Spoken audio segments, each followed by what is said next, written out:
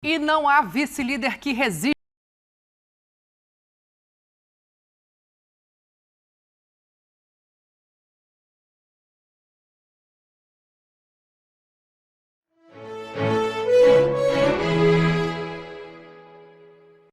E não há vice-líder que resista. De novo, trocada a segunda posição na tabela, porque o Grêmio cai posição, o Flamengo é o novo vice-líder, 10 pontos atrás deste Botafogo. Tem algumas características importantes, né, Rodrigo? Vou te dar uma boa noite também, pegando esse gancho do Breiler, porque é um time frio, é um time que entende cada momento do jogo, não faz necessariamente um primeiro tempo primoroso, mas se reencontra na partida para conseguir a vitória fora de casa. Boa noite para você. Boa noite, Dani. Boa noite, companheiros, fãs de esporte. Eu diria que o Botafogo é forte fisicamente e mentalmente. O que me impressiona muito nesse time do Botafogo é a imposição física, em muitos momentos, e a capacidade de resistência, a resiliência que ele tem. Em muitas partidas ele sofreu, e hoje está na moda dizer, né, que o time tem que saber sofrer. O jogo contra o Cuiabá, por exemplo, né, o Botafogo foi muito apertado, teve dificuldades, e é um time que em nenhum momento, e pode acontecer o que for, saída de treinador, como foi o caso do Castro, lesão do Rafael, e a gente viu ali a união no vestiário em torno da perda de um titular, Venho de Plácido, que tinha ido mal no jogo contra o Palmeiras, cometendo um pênalti infantil. Então, mesmo em situações adversas, não é à toa que conseguiu vitórias fora de casa contra os principais concorrentes ao título.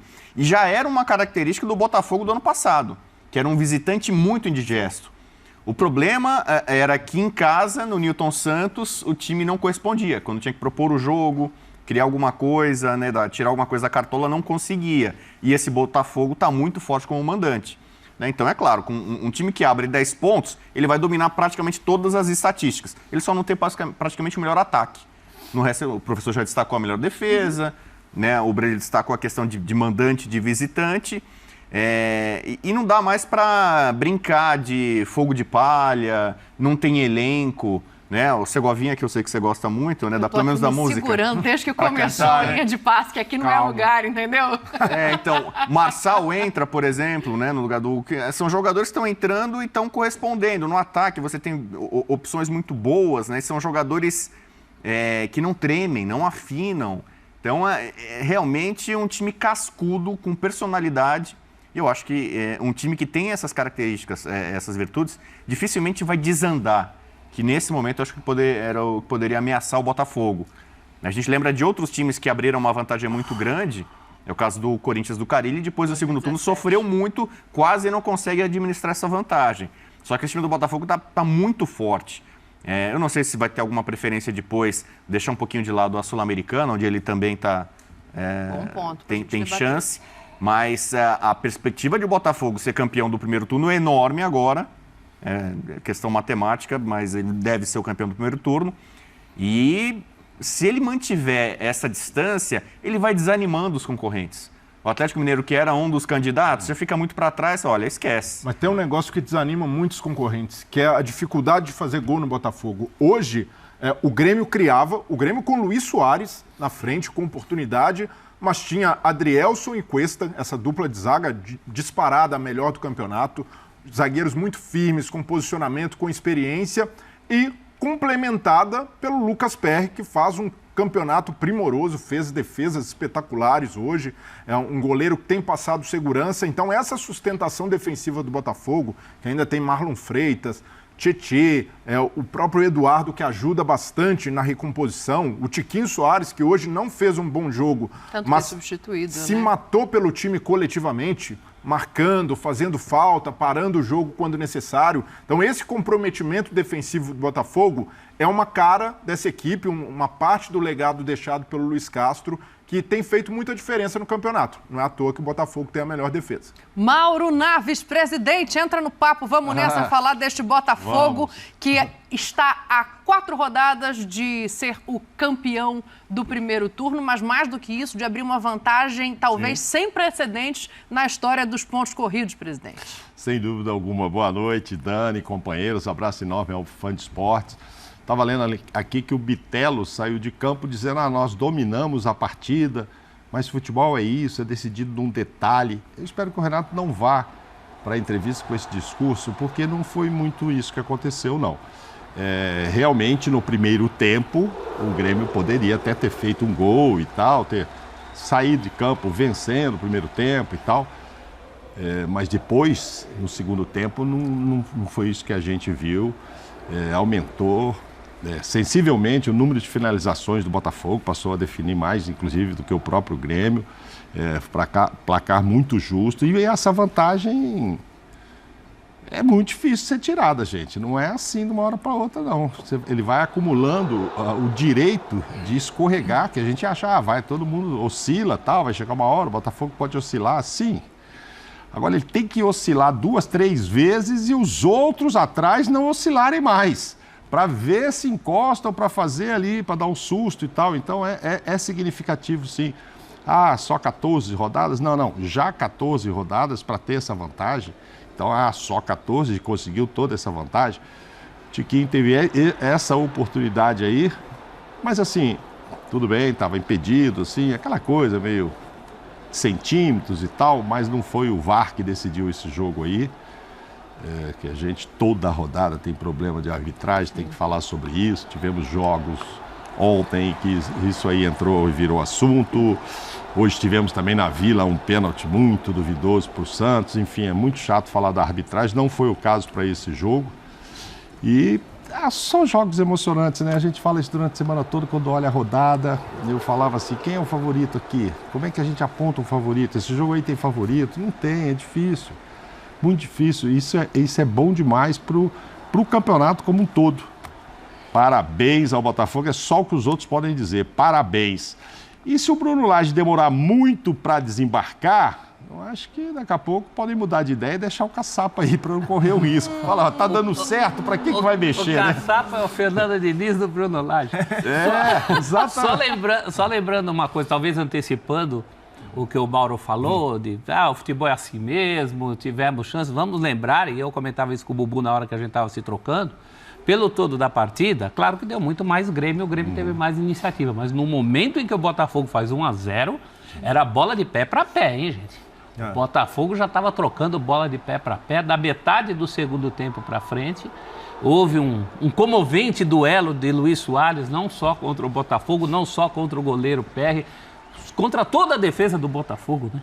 Sim. Ele tenta encobrir o Adrielson, consegue, a bola bate na trave, é comovente o esforço físico desse rapaz. Sim.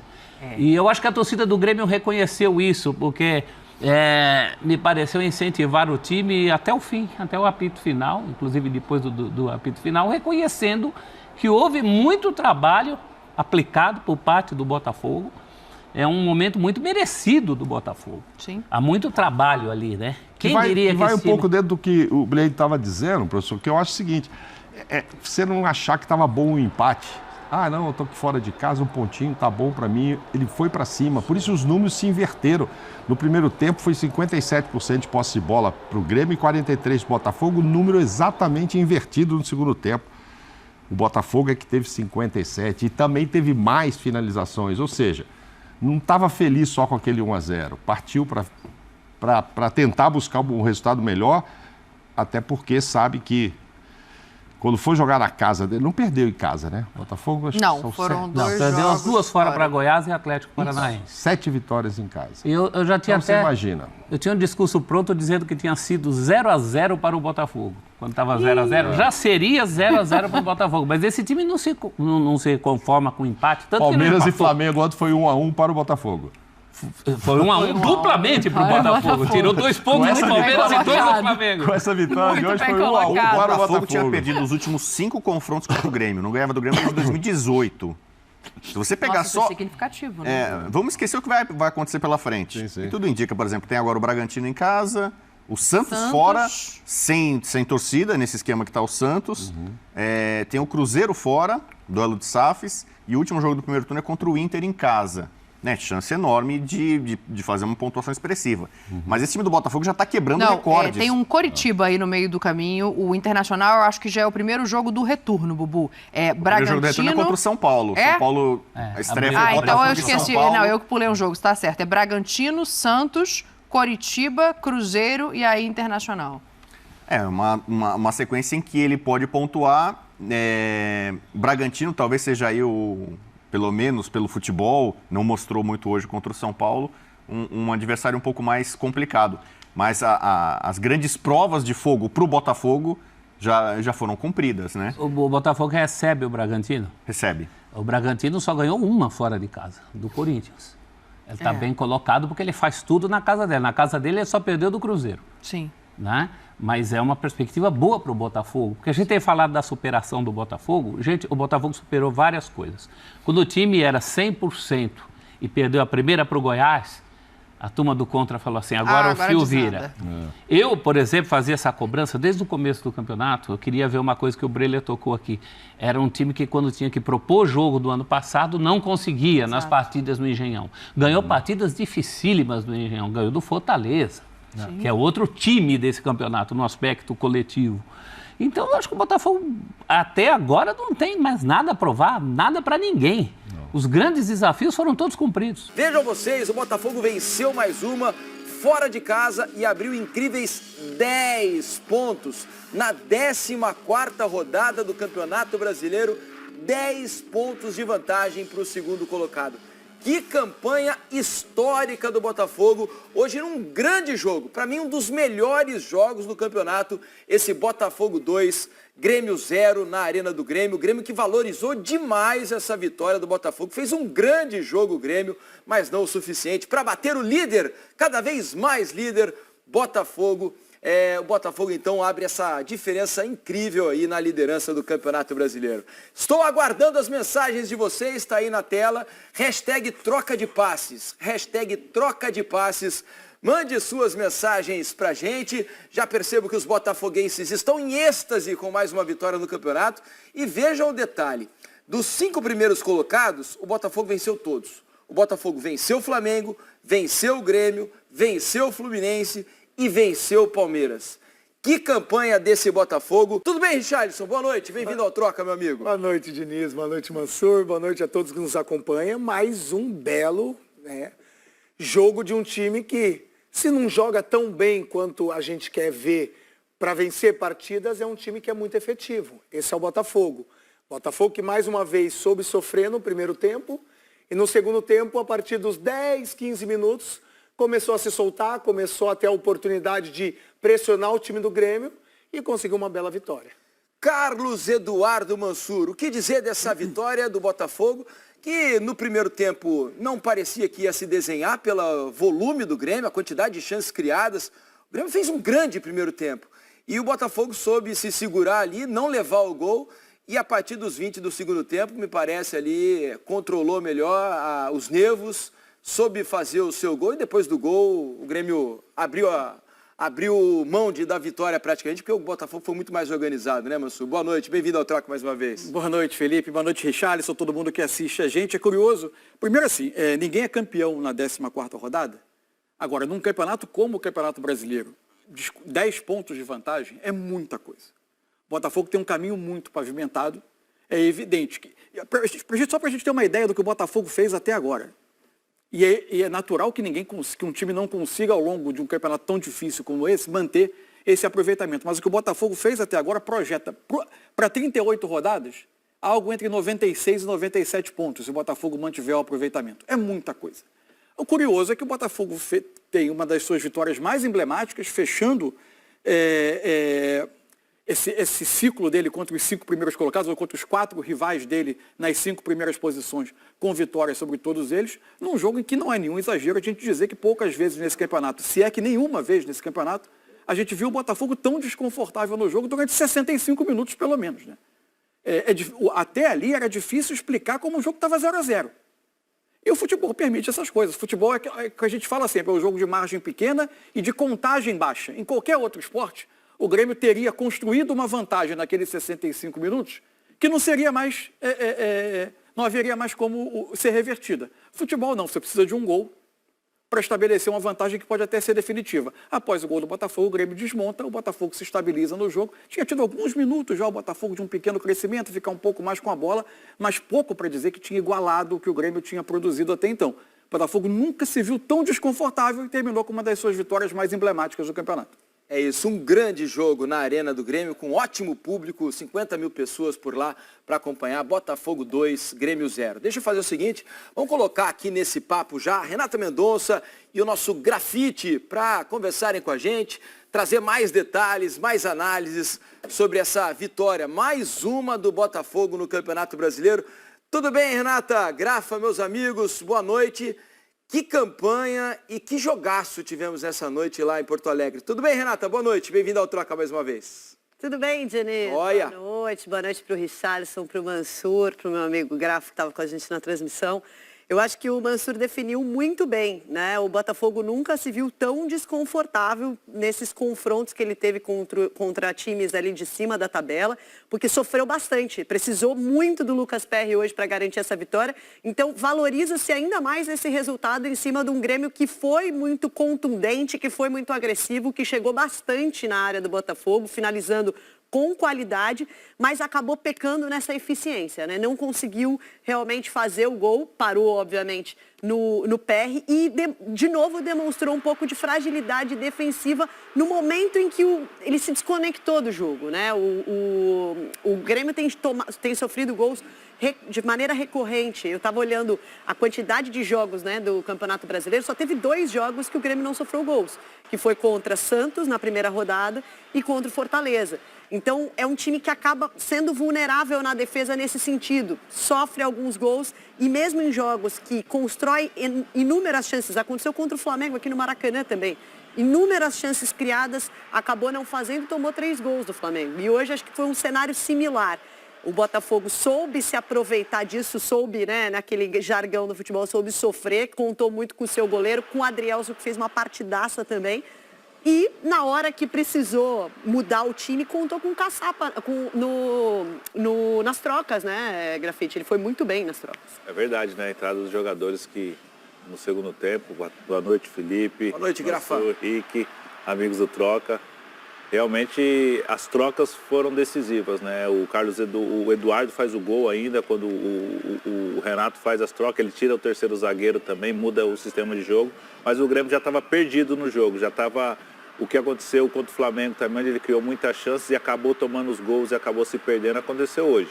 Olha aí a bola na trave Essa finalização foi um espetáculo. Do Soares. Eu comentei na transmissão, Diniz, que parecia o filme do Rock, né? Que ele apanha, o filme todo e no final ele consegue vencer com dois o Grêmio conseguiu com 2 direitas, né? O Botafogo conseguiu com 2 direitas. Alguns torcedores aqui na minha rede social estão falando que teve o pênalti pro Grêmio, né? Acho que o Renato... Paulo César de Oliveira estará aqui para comentar os lances da rodada. O Renato, inclusive, foi no final do jogo reclamar com o árbitro, deve ter sido sobre isso, um puxão no bitelo dentro da área. Mas o Botafogo mostrou muita resiliência, muita força e na reta final da partida, após esses 65 minutos, conseguiu vencer o Grêmio e conseguiu mais uma grande vitória. Uma coisa que o Botafogo tem sido mestre nesse campeonato, né?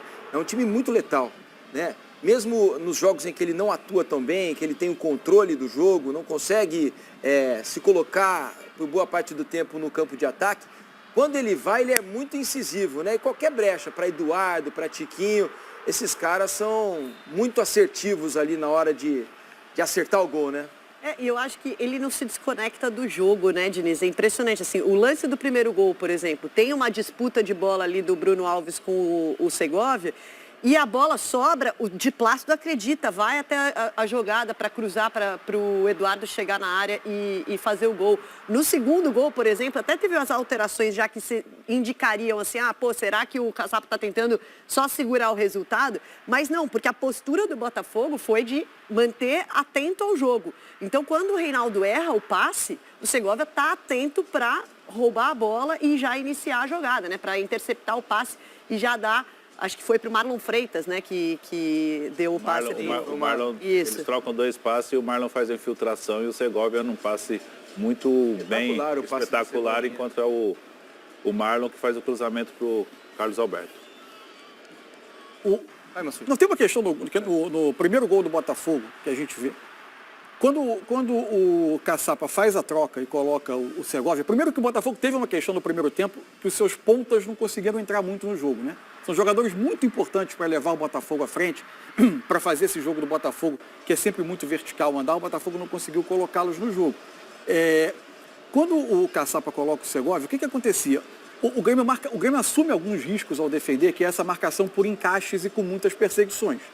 E no jogo hoje, pelo lado esquerdo, o encaixe do Reinaldo, ala pela esquerda do Grêmio, era com o de Plácido lateral. O que obrigava, por vezes, o Kahneman, que sai muito em perseguição, até para o Grêmio não ficar inferiorizado no centro, a sair muito no ponta direita. Só que o Júnior Santos vinha sendo muito pouco influente no jogo. E a gente via muito pouco o Grêmio ser colocado em desvantagem nessa situação de perseguição do Kahneman.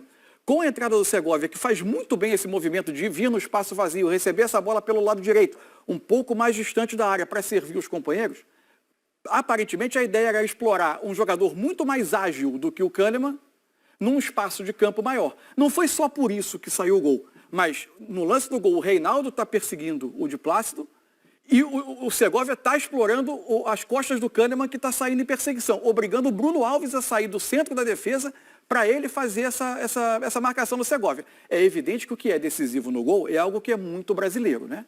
Que é o jogador confiar que a arbitragem vai fazer a marcação a favor da defesa. E aí ele confia numa falta que absolutamente não houve. Se alguém estava segurando alguém, era ele que estava segurando a camisa do jogador do Botafogo, se atira e aí o Botafogo chega ao gol. Mas essa mexida, essa entrada do Segovia, ela tinha também a tentativa aparente para mim de explorar esse risco que o Grêmio assume com essas perseguições o tempo todo.